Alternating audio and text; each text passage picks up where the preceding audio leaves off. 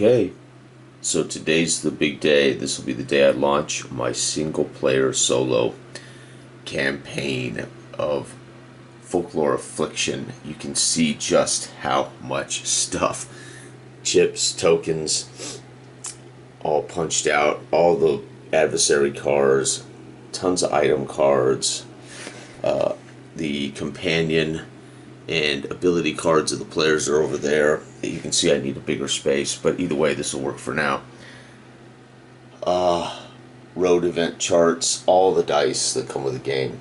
And I picked my two archetype heroes, outfitted them, and so I have, and of course I've written up their character sheets. So we have Bartram, the Witch Hunter Inquisitor.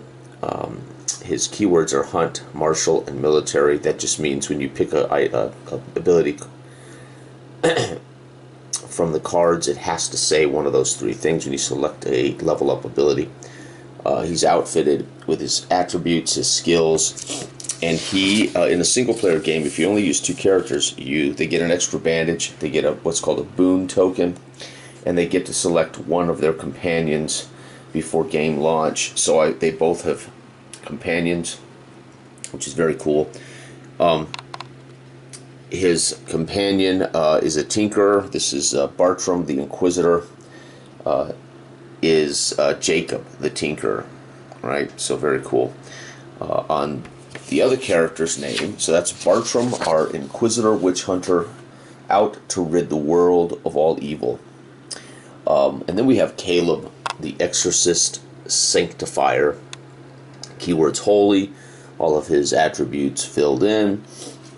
And of course, where is it at here? And of course, on the flip side is his bandages, his holy water, and of course his two abilities: purification, blessings of the cross, and then he has a companion, John, soldier.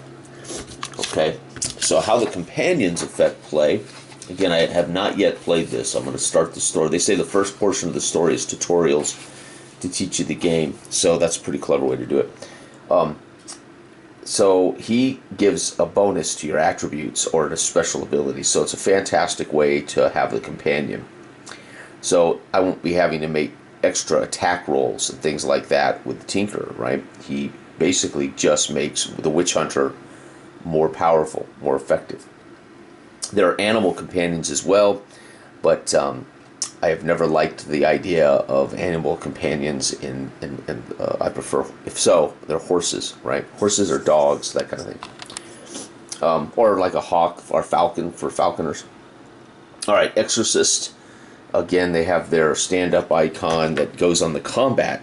You don't use it on the main map, you use it for the combat maps. And it is tactical combat in encounters. There are what are called skirmishes, which occur on the road, like random events, and then there are actual encounters that are tactical on a different map.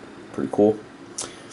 And then again, here you have your Exorcist, his chip, and the soldier does +5 defense, +1 damage. So very cool. They carry. So according to the rules, everything you carry is on your left side of your character sheet. If something is being carried in hand and equipped, it's on the right hand side of the character sheet. So this is how you will play. This is how you would go into the combat, so to speak. If I had another weapon over here, I have to actually wait till the end of a turn to activate the other weapon. And then he has his Witch Hunter abilities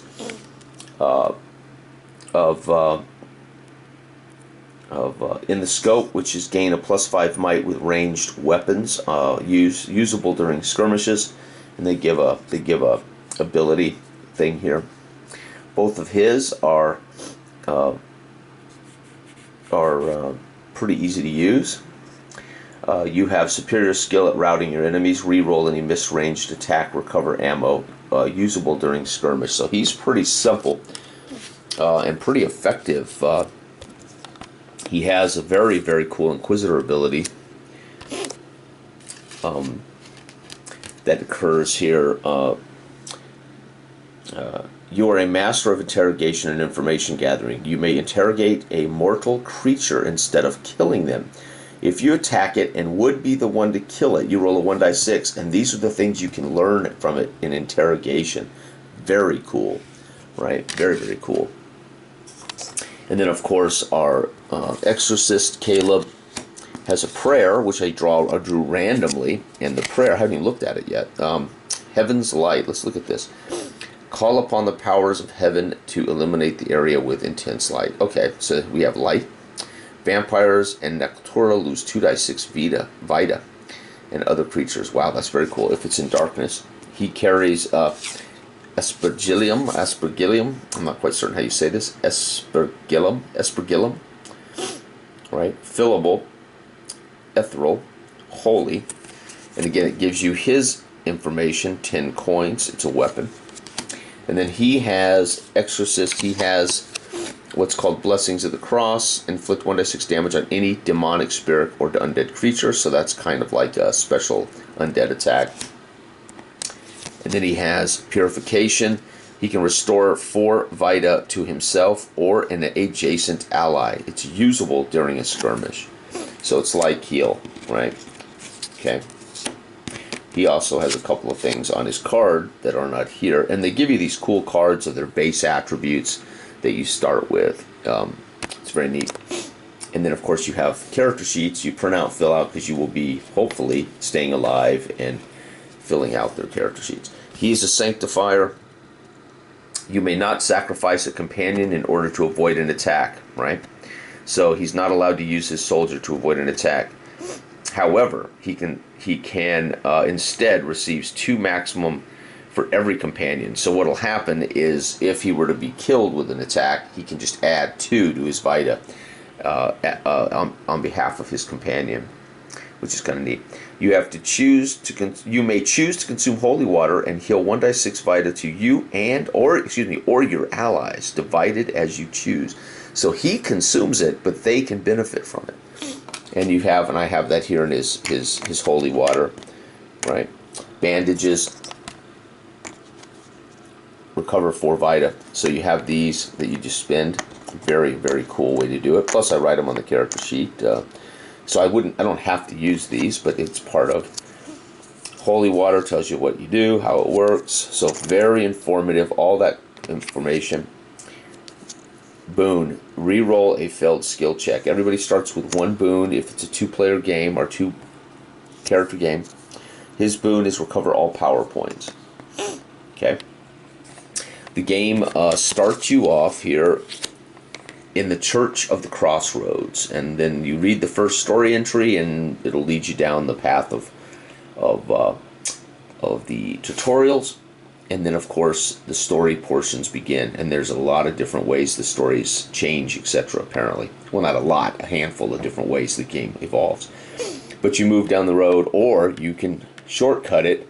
Shortcut is incredibly dangerous, as you draw off event cards, and these are double-sided. They're so dangerous and they're so important that they actually have information on both sides. And so you, after they're used, you put them under the spent deck. You draw from the bottom so nobody knows what's expected, right? You don't draw from the side you can see, you draw from the bottom. Once it's dealt with, and some of them can stay on the board for the whole, I guess, the whole quest or the whole move sequence. But those are pretty cool. So crossing country is faster, but incredibly, well, it just allows you to shortcut, right? But very dangerous, apparently.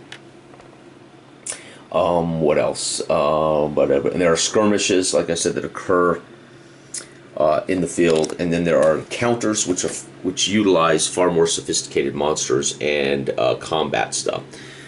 Items, to give you an idea, when you score an item, or if you buy an item at a shop or something, they have, like, this is a hand cannon. It has its stats and things, right? So that's kind of neat. Let me put that back because I'm not certain if I'm supposed to know or be able to look at them. I think you draw them randomly when you loot something or find a treasure thing or something. I don't know. So much in this game. Absolutely fantastic. What I've read through the rule book now twice, or 3 times, excuse me. And then I created the characters, reading through it the 3rd time. and I'm pretty much ready to start. The storybook itself is really where it'll break down some of the mechanics like combat. So the actual rulebook just talks about skirmishes and combat, resting, things like that, but it doesn't really go through blow-by-blow combat. So hopefully that's in the storybook. And I haven't even looked at the storybook yet, have no clue what the storybook looks like. Good morning. Here we go. Folklore of the Affliction, Story Journal. Adventure begins. Dusk.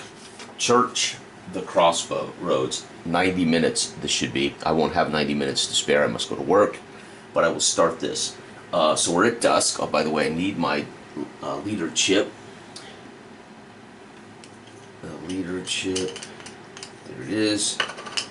So in the game, there is whoever starts the game is the leader, and on that they do their turn, and then they flip it to night and hand it to the clockwise to the next person. They become the leader and they run their turn. And the person to their left is what's called the controller. They're the ones that pull cards, read the story out, etc. So while somebody's having a turn, they don't have to be the one reading the information. They get their turn, their opportunity. Then that person, when they're finished, flips it to day and hands it to the next person. So it's night phase. So we start day, or dusk. Dusk is the difficulty level, by the way. So dusk is for levels 0 to 1 characters. Dusk missions, dusk level. That goes all the way up to nightmare, which is for levels, I think, 8 through 9 or 9 through 10 or something like that. So very cool. So dusk. Game setup. Choose the focus of each character. Did that. Found on the first page. Character 1 begins as the leader. Leadership changes whenever there's a transition of the story. Within the story, such as setting up a new map, leading one, traveling on the world map, etc. Okay. We'll move on to this later. It says, The Arrival. Okay, so here we go. So we have Caleb the Exorcist and Bartram the Inquisitor together. I envision Bartram is a tall, stout, dark, brooding, intense hunter of evil. Maybe a little laconic, doesn't speak much, except when he's interrogating his enemies. The Exorcist, I see, is a more open, older, mature, smaller gentleman, more than willing to be the face of the group or to be the one to deal with most, as he is in obsession with the hunt and the destruction of evil as well. However, does not make assumptions that maybe everyone is evil. And that's kind of how I'm seeing these two guys. You have traveled far, entering a territory of mountains and hills, forests and ancient paths. As you near your destination, an oppressive veil descends as the sky becomes dim. The stagecoach you hired approaches an old stone building with a belfry and enormous arched wooden front doors. Whose scrollwork tells tales of horror and redemption. The coach rolls to a stop, and you exit to stand before the Church of the Crossroads. The church is an age-old monument and a gateway to the ancient mountainous territory. As you near the wooden doors to head inside, you hear the sounds of a struggle from within. Entering the church, you see an old curator cowering at the hands of highwaymen. The highwaymen are ragged and filthy, with the dangerous edge of the desperate. They demand food and valuables. Skill check tutorial. So we have Highwayman Skirmish. I'm going to just grab a skirmish tile, put it right there. I think these are meant to go on the highway. Matter of fact, let's do that. This may end in the combat. I'm assuming they're going to start me right out with a skirmish, but we'll see. There's the Highwayman. Good. They want these in alphabetical order. Makes it easy to find everything. Smart. So our skirmish tile would go on their hit points, wherever the heck their hit points. Oh, these are different. Oh, here it is. There we go. There's his combat type. So his skirmish, these are 2 characters. So they have a 2 is 16 Vita, right? So 2 is 4 might. They have 4 might, right? I think. Or maybe they start as high as 8, but I think it's I think it's 4 because there's two. Yeah, because there's 2 characters. I think it's 4. Might is +0. Oh, okay. So his might is at dusk is +0. Interesting. So I'm not certain which one I put that on. Maybe. Well, I guess it'll walk us through it. See, already I'm making assumptions here. Let's just get on with it. Okay. Skill check. Grab a red die. This ought to be fun. At this point, the group must make a skill check. In this case, one character may try to pass a speech 8 roll d10 and add any bonus under the speech skill known as on the character card, shown on the character card. If the result is 8 or higher, they may succeed and chase a highwayman away. Fail, and you will have to skirmish with him. Oh Lord. Okay. Well, we have one character, as I said, the face of the party, the exorcist, has a +1 speech. Yep, +1 speech. So here we go. I mean a 7 or better. Again, on this die, 7 or better to chase them away. Let's see if my exorcist can get the job done. No. So he is not convincing. And maybe in his too friendly posture, the highwaymen make an assumption that they are weak men.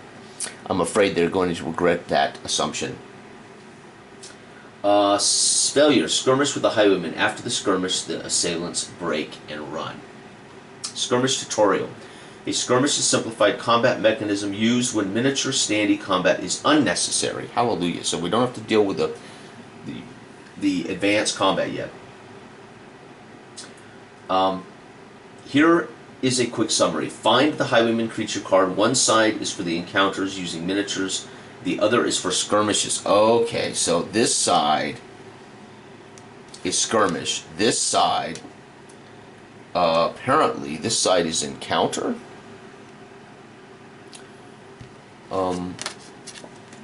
This says skirmish, so let's make this is our skirmish side. Roll the dice shown on the left of the card for the number of characters in play. For example, for a 4-character game, roll d6. This determines the strength of the skirmish. So I roll a d4 for the strength of the skirmish, as we have 2 players right there. The character count die is 4. So this is the strength of the skirmish. 1. Oh, you fools! They must be starving and basically they're utterly are desperate. They're starving and desperate, so desperate that they are willing to chance their lives with the exorcist and the witch hunter. They should have heeded the exorcist or begged for food. Roll the dice shown. Okay, place the marker on the skirmish counter at the bottom of the card for the roll you made. This tells the modifiers that you applied to their roll. So they're going to get a -1 defense, -5 might. There are no modifiers at dusk, so they don't get to modify this with the difficulty level of the game. So if we were at nightmare level of a scenario, they would have 15 to this -5 for a +10. They would still be a +10 in a skirmish. So it's very cool how there's ways to modify the difficulty. All characters must decide either to attack or defend. You may attack during your turn but receive a +10 defense and -10 might until the beginning of your next turn. Lay your attack defense token down to show the side of the corresponding choice. No doubt the Inquisitor is going to dispatch these gentlemen quickly with an attack. The exorcist looks at Bartram and says, "Bartram, deal with these fools by your command, Caleb." Okay, here we go. You cannot change it once it's done. Sweet. So I can't fix it now. So if he gets his butt kicked, he's stuck to defend. Okay. The controller rolls the creature's attacks. That would be the person to my left. If we were in a party here, they get to do the controller stuff, right? All the characters must decide to attack, etc. You cannot change this instead. The controller rolls the creature's attack die 10, and D100, and applies any modifiers from the skirmish counter. This score is then compared to each character's defense. If the score is equal to or greater to the character's defense, they are hit. Sweet. So I have to roll this against and a die 10 against. Okay, so I'm going to use the red one for their damage, right? So they have to hit us. This is for both. I only roll one time and look at both, right? So I don't roll, so you're not going to constantly be rolling for every person in the party. So Bartram's defense, so we know who gets hit. Bartram's defense is a 38. Caleb's defense with the soldier is a 41. So this has to be higher than those numbers to hit these guys. Okay. We double check. Controller rolls the creature's attack die and applies any modifiers from the skirmish counter. The score is then compared to each character's defense. So you only roll it one time, which is fantastic. So it's a -5 to this to hit die roll. I don't think I need that. I'll just roll them all. We'll know immediately. Oh, wow, they do. These guys are desperate as they hit. 93 -5 is 80. -5 is 88. 4. So both of them, these guys are so desperate, they're fighting like banshees, these highwaymen.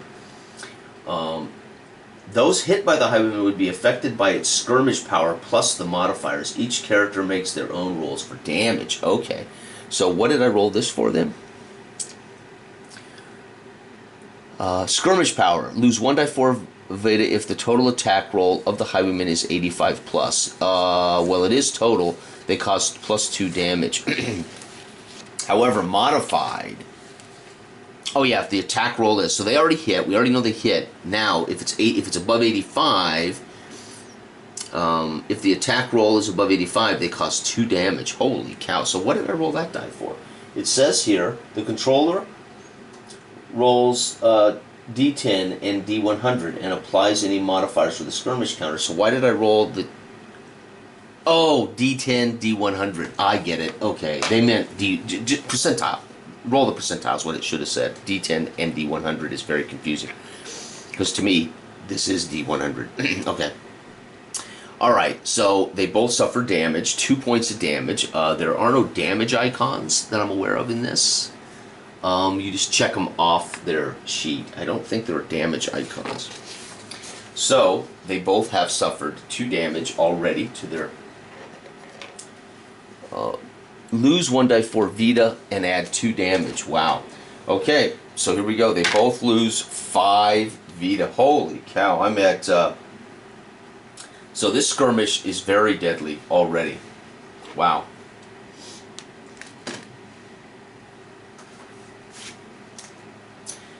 Woo! Okay. Here we go. Vita, -5. 17. And, whew, 16. Jeez, these highwaymen are giving us a heck of a fight. Oh, wait. His defense was might +10. Still hit. Jiminy. Okay. And his might is -10. Alright, so that's their turn. Let's see what's next. Characters then roll their attack dice simultaneously and add their own might bonuses. Some abilities may be used during skirmish as well. Okay. So we need to roll all of this. To hit them, their damage is -1 because of this. Shoot. So, well, that's alright. I'll accept the extra damage since I'm not paying close attention here. Okay, so might will be subtracted from his attack roll. We're going to go ahead and do our attacker first. His attack card with his crossbow. Okay. I don't guess any of this matters. Okay, here we go. So I just need to get what to hit him. Defense of 42. Defense of 42. I have a might of plus Bartram. I have a might of +12. +12. 84 +12 is 96. Okay. Reduce the skirmish counter of the number of successful attacks made with the characters. Oh, so it's just, there's no damage here. It's just reduce their skirmish. Okay, so that's going to reduce them to nothing. So we will have dispatched them. I can choose not to kill them. Let's go ahead and remember, simultaneous. Let's roll his too. 62 minus 10 is 52. He hits as well, does the exorcist. So these guys for sure will lose. However, I'm going to choose as the Inquisitor, since I would have gone first and ultimately dispatched them even though he was successful. And I am in the leadership role. I'm going to go ahead and interrogate one of the men instead of killing him. Let's see here. Interrogation, 1d6. So we're going to interrogate him. 3. Your newfound knowledge allows you to regain 1 power point. Okay, I didn't spend any power points, so basically I scoff at his information and we allow them to run away, right? Remember, it says in the encounter that we will ultimately run them away. We don't actually murder them. So they don't actually die, but we would have ultimately, it's the same as killing them, right? A character rolls a natural 100, reduces the counter by 2, so a natural 100 is a critical hit. Repeat steps through until the skirmish 0 is 0. All characters receive a reward listed on the card and can search to find an item by rolling D10 plus 10. Okay, so we all get 4 coins. And again, I don't believe there are any coins. I can't remember if there are coins, so we just note that. So we have made some coins, which is cool.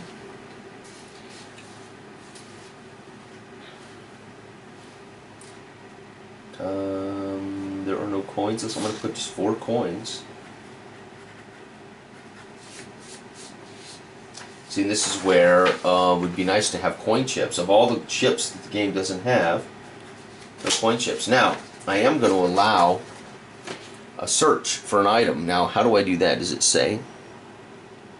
So it tells me I can search to find an item rolling D10 plus 10. Oh, no, I needed 10 plus. Okay, so search. Do I have any skill for search? No, I do not. So there's nothing to help me search. I have to roll a 10 plus. I'm sure there's, at some point during your adventures, you get a bonus there that would help your search. Well, we both took some damage. Jeez.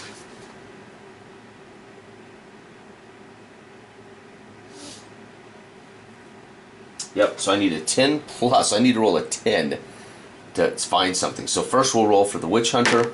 No. The Exorcist to find something. No. Okay, there we go. So the first skirmish is done. That was very cool. Very simple. Skirmish becomes a very abstract fight as you would whittle down the skirmish based on the strength of the combatants. And we have defeated highwaymen. So our story would tell a tale that we have defeated highwaymen, running them out of the church away. Okay. Let's see now what it says next. Story skill check now. Let's see. It says creature skirmish table. Chapter skirmish table. That's very cool. So it has a wandering monster skirmish table. The curator thanks you for driving the brigands away and for saving the church from being burglarized. He explains that this area has begun to attract an unsavory element, but that there are Calamites far worse to the north. He says the priest received this a few days ago. He left immediately to investigate. Without warning, he lifts a covering from a table, revealing a bloody mass of fur and flesh. Skill check, nerve, all characters. One of the Witch Hunter's special abilities, he's fearless. He cannot be spooked, right? But I'll make the nerve check and see if it talks about being spooked. It may not be related to the idea of spooked. It's a nerve check. So they both must make skill checks of nerve. No modifier for Caleb, and a +2 modifier for the Witch Hunter. So the Witch Hunter, 5 has to beat a 7. No, whoops, wrong one. It has to beat a 4. So the Witch Hunter successful, 5.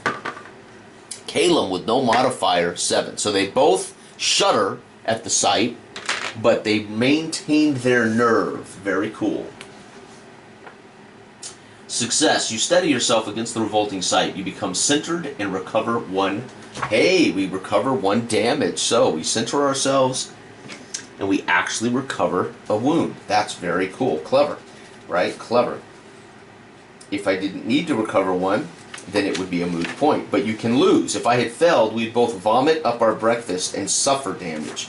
So by the end of this so to give you an idea in the story, we both suffered 5 wounds. If we both failed that check, we would vomit up and suffer 2 more damage. So before this very first entrance is over, we both could have been down 7 hit points. That's freaking deadly, right? I mean, that's pretty cool. Considering that's a third of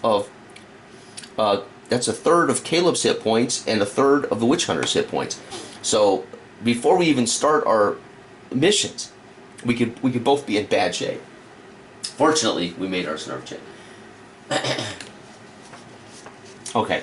After recovering from the shock of such a disgusting sight, you examine it more closely. It seems unnatural. The curator explained wolves had been seen devouring people in the north. A group of Ostlink hunters tracked this one down, but no matter how many arrows and spears it pierced its flesh, it would not stop moving. They brought it to the alchemist first, believing it was bewitched by some evil curse. Its form shifted and changed periodically into startling phases. It only stopped after the stone was removed from its stomach. He points to a small pebble encased in glass on a pedestal near the table. Neither the priest nor alchemist know what it is, but they fear it is related to the source of the trouble of the north. Go to Oslic and seek out the missing priest and inquire of the people where they found this creature. It is of dire importance that you find the wolf beast's lair. There are a few coins to help with the journey. Here are a few coins to help with the journey. You are welcome to rummage through our cellar and see what you can find useful to take with you. Return with news when you have found our priest. Attention! Each character receives 1 coin from the curator. Draw 2 item cards to find out what you discovered in the church's cellar. It is up to you to decide which characters receive these items. You cannot decide. Use your dice to roll off. Outside on board the waiting staircase. Okay, so we got to do a search of the cellar. The witch hunter grumbles as he's ready to go. He doesn't want to go into the church's cellar and search. He's an impatient man, ready to rid the world of evil. But meanwhile, he goes and holds a torch for the exorcist as he rummages about and pulls from his, wow, fantastic, pulls a hammer. Attack rolls of greater than 90 make corporal foes fractured. 6, very smooth. Flying disc, awesome. So we already have a ranged weapon for the witch hunter, so this was a perfect pull. Witch hunter now has a melee weapon, and he has a melee weapon and no ranged weapon. He now has a flying disc, so the exorcist now has a ranged weapon. So that was a very fortuitous search of the cellar. Both surprised to find weapons of this caliber in the cellar of a church. They look at each other. The witch hunter grabs the hammer, swings it a few times, twists it, bangs it against the stone, and kind of raises a lip, knowing that he will be able to dispatch much evil with this hammer. The exorcist, of course, not interested so much in dispatching evil in such a way, but knows that this is a valuable flying disc, puts it in his pack. All right, so that would be the very first moments of our story, the Church of the Crossroads, and I'm going to stop there. Again, so far it hasn't told me anything about this, so we're just leaving this at assuming the story will tell us when to flip this coin next, right? Or where to set the coin once we start our journey. I will stop here before we actually head out on the world map. The very next story piece is the world map. So we're going to start moving about the world. So I'm going to save that for the next video. Thank you. Bye.